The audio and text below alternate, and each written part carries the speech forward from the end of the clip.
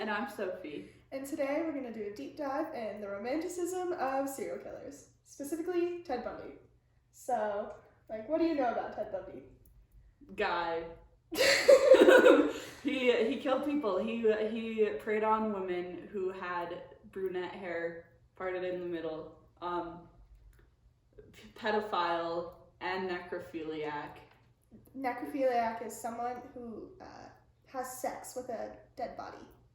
Yeah, just overall very bad guy, and he was a very good talker. Yeah.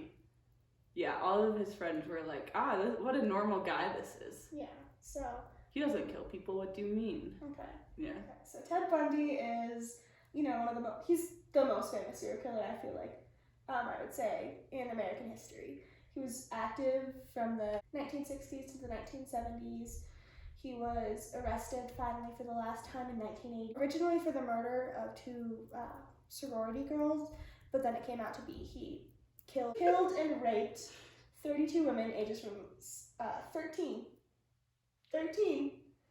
to and put on death row and was executed January 24th, 1989 in Florida.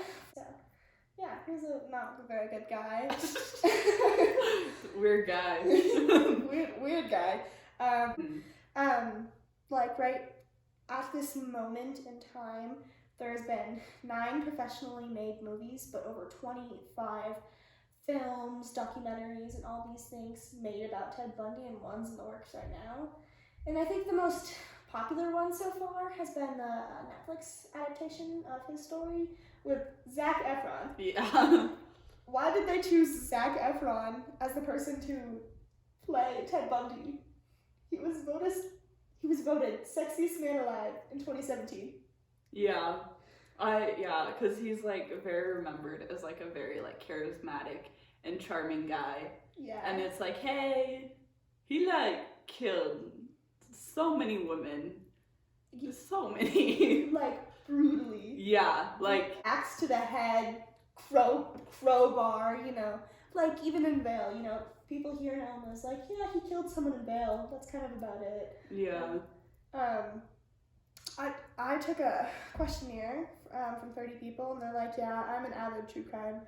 68% of them said that they're an avid true crime listener and watcher, and that's just so that's not weird or anything, but they're yeah, I know who Ted Bundy is. Would I meet Ted Bundy? Maybe. Would I exchange letters with Ted Bundy? 38% said yes. 30 out of 30, 38% said yes. That's a lot of people that say yes to Ted Bundy, which is weird because is there even a good or bad time when you're fascinated by a serial killer, do you think? I think that there's a line between trying to understand why they did it. Yeah. Or just trying, because I think that just crimes in general fascinate the general public because it's something so out of the ordinary that usually you don't see in small town life. So it can be it can be an explanation for at-home crimes or stuff, or at-home crime violence and relationship violence. Yeah. Do you think the media kind of allows the removal of killers from their crimes? Oh yeah, for sure. Okay, a year ago or 2 years ago, there was a serial killer who blew up on TikTok. I think so. He was a high schooler and he was going up and down the East Coast. Yeah. His Instagram comments were full of date me when you get out of jail, hit me up. Or that. Yeah. Do you remember that? I do remember that. Yeah. That was weird. Yeah. It's at some point it's guys, he killed people, and the reason he was able to kill people is because he's charismatic. That's weird. Yeah, and he had his Instagram blew up, and they had to remove him, I think, or maybe he deleted his account. I think so, because he's getting a lot of hate, but also a lot of yeah. Wow. Weird. Very, very bad crimes. Yeah. That you should not be celebrating almost. Yeah, it's weird. Yeah. It's How not many times have we said weird? don't know. So many. enough. It's because it's okay. Freaky, Strange. funky. Very, very interesting. Weird. Okay. There's not a lot of synonyms for that one. No, that is Ted Bundy. He's weird. I think, he's the most romanticized serial killer, and serial killers shouldn't be Yeah. baseline. So, why people are romanticized and why serial killers are romanticized? Well, it's because of a thing called the Bonnie and Clyde syndrome. So what that is the attraction to violent offenders, and it's due to around 4 or 5 different reasons. It's a syndrome that a lot of people face now, especially with the rise of social media and just being able to see this person did something violent, but they're behind bars, so it's okay now. So one of the first things is that low self-esteem, and you feel unlovable, unconfident and stuff, and people behind bars, they're writing back to almost anyone that's writing to them to get contact with the outside world to tell their story, and it's like a fit of passion, of romance, they're telling you that they want to spend the rest of their life with you, and it's like, baby, you only got 9 years left. I'm okay with that, It's like romantic letters and things full of love to these people, and it's like, oh, that seems perfect. But that's when serial killers are alive. When they're dead, it can, Ted Bundy today, you can go online and you can see the Morbus podcast, the True Crime podcast, all of these things explaining Ted Bundy did this. I remember in the Morbus podcast specifically, one of the main talk show people said that Ted Bundy was her favorite serial killer, and it's why are we having a favorite serial killer?